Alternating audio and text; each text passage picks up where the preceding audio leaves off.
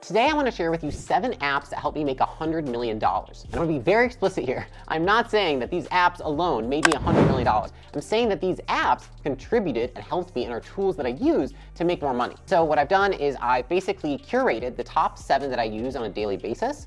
And by no means are these all the apps I use, but these are the ones I've used the most frequently that I think could help you. The first app I use is Slack.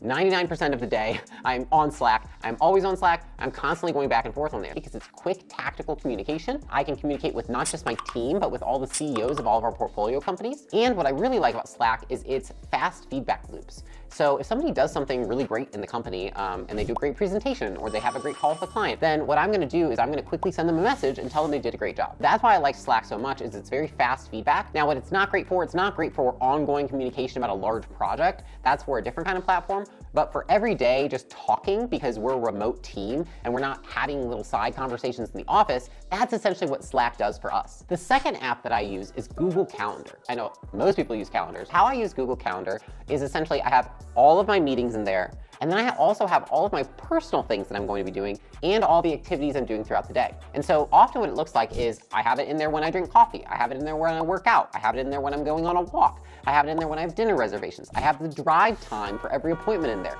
And I have all my meetings in there as well. And what's really great about this is that if you actually utilize your calendar to the extent like I do, you can look at the next upcoming few weeks every weekend when you're planning your week, and you can see, like, what does my load look like, and can I shift around some of the things on my calendar to accommodate more what I want to get done. And so if you don't use the calendar fully, or if you use it like half, then it's not really useful for that. But it is very useful if you use it 100% of the time and you completely dedicate to it. A lot of people stack themselves back to back to back. They don't put any buffer time in. What I do is I look at my calendar a couple weeks out. Doing these meetings mixed together, am I going to still have high energy? If I'm doing 7 internal meetings and then I have a 2-hour podcast, do I think that's a good energy balance? Probably not. So maybe I need to move some of those meetings to a day that I don't have a podcast at the end of the day. And that's how I use the calendar, basically to load balance and to energy balance.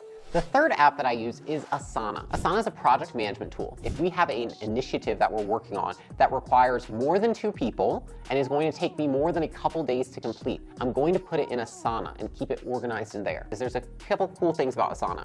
One is it stores all historic data. So a lot of people say, oh, we use different channels in Slack to go over things, but Slack is not nearly as search-friendly as Asana. Asana is much more search-friendly, and it creates an entire catalog of, basically you can search any term in it to find any project you've worked on for the last 7 years, because it can show you how far you are away from completing a task or a project. You can track your progress to a goal based on the progress that you've made that last few days, weeks, etc. The other use that we have of Asana is actually tracking our company initiatives. And so the way that we structure our company is, we have 3-year goals, we have 1-year goals, and then we have quarterly goals.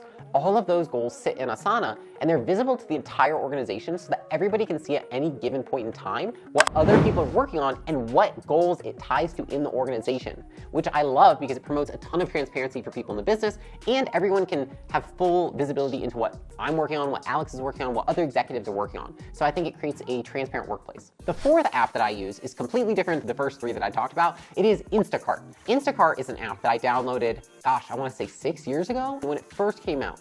Instacart is grocery delivery. And this is something that I hound people on, because if your time is worth anything, there is no reason why you wouldn't be using Instacart, because it's just going to do your grocery shopping for you and deliver it to your house, apartment, condo, whatever. So I've been using it religiously for a long time. It's saved me over thousands of hours. Like, I'm pretty sure if I looked, it's insane. So I don't know why someone wouldn't do that. If you're trying to start a business, if you have a high-paying job, if you're trying to get a promotion, if you're trying to take on side work, there's really no reason that you should be going grocery shopping. I don't think it's a good use of anybody's time. It's something $99 a year and you tip the driver, but it is absolutely worth it and a super high ROI.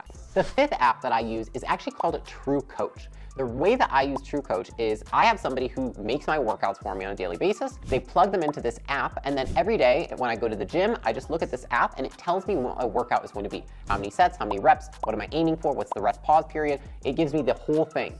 I started doing this when I started my first business because I realized that though I love working out, it's just not in me to every day think of my workout, track it, and be solely responsible for creating my workout routine.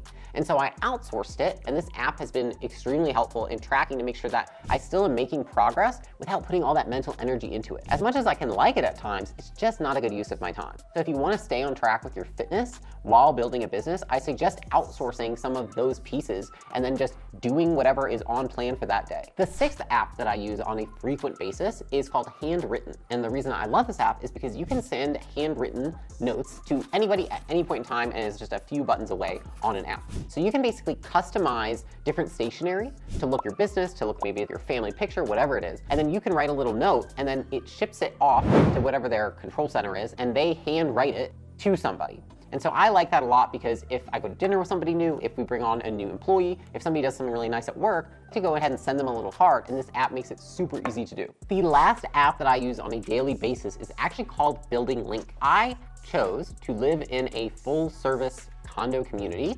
And so what you have is you have this app called Building Link that services a lot of those condo communities. And what it does is I can order a massage, I can order flowers to my house, I can order water, I can order food, I can make reservations, I can get someone to come shine my shoes, I can get someone to wash my car, all through an app. So it's really anything you can think of that is a daily living activity that takes effort and time, you can outsource on this app. And now, of course, you can't just have this app and have that done, but I'm trying to explain I value buying back my time. That's why I'm not in some huge house right now. It's why I'm in a condo, because I've realized that the condo life, I can buy back more of my time by having this app and ancillary services that do things for me. So an alternative, if you can't live in a community that has an app like this, is TaskRabbit. So when I did live in a house, I actually used TaskRabbit all the time to do everything. Hang up a painting, unclog a toilet, whatever it was, use TaskRabbit. And so that's a great alternative if you don't live in a community that has those amenities.